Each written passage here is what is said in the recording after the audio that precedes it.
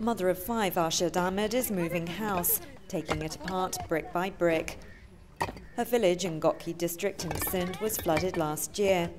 The family lost their wheat crops and most of their livestock. The fear is that flood damage this year could be more serious. Arshad's fields, where she'd been growing watermelons, are already flooded, and she worries how they're going to cope.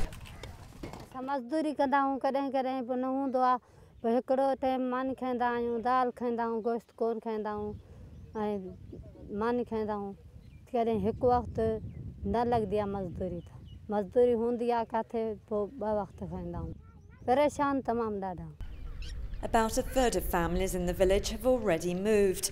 A nearby embankment has been breached and flooding has affected almost 100 villages.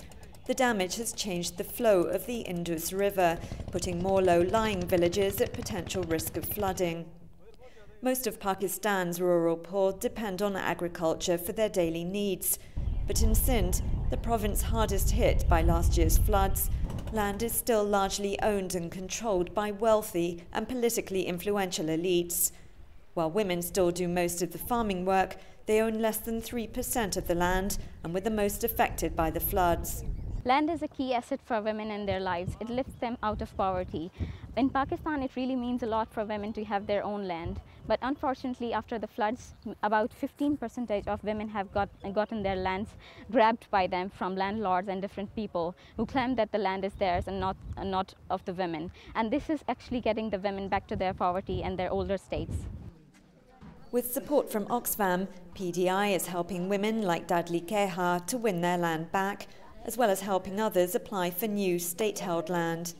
Dadli and her mother were given land as part of the Sindh government's land redistribution programme, where state-owned land is given to landless women to try to reduce poverty. But during last year's floods, Dadli and her mother were forced to evacuate their homes in Hashim Keha village in Shirkapur district. When they returned, they found others had claimed their land.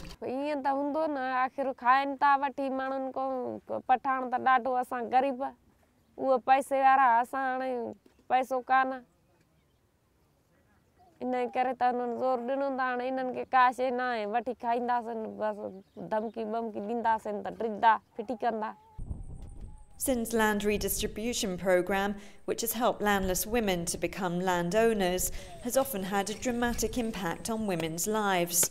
Zodi Solangi, who tends her cotton crops, was awarded 8 acres of land. With profit she's earned from it, she's been able to buy another 8 acres and start building a new home. Now, she says, her family always have enough food and can even buy meat, a luxury they could never have afforded before.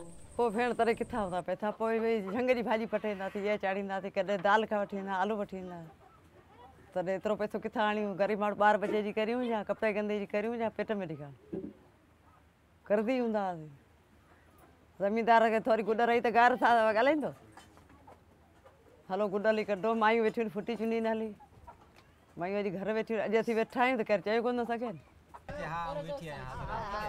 Helping more women gain legal rights to the land they work allows families to feed and support themselves. It can also empower them.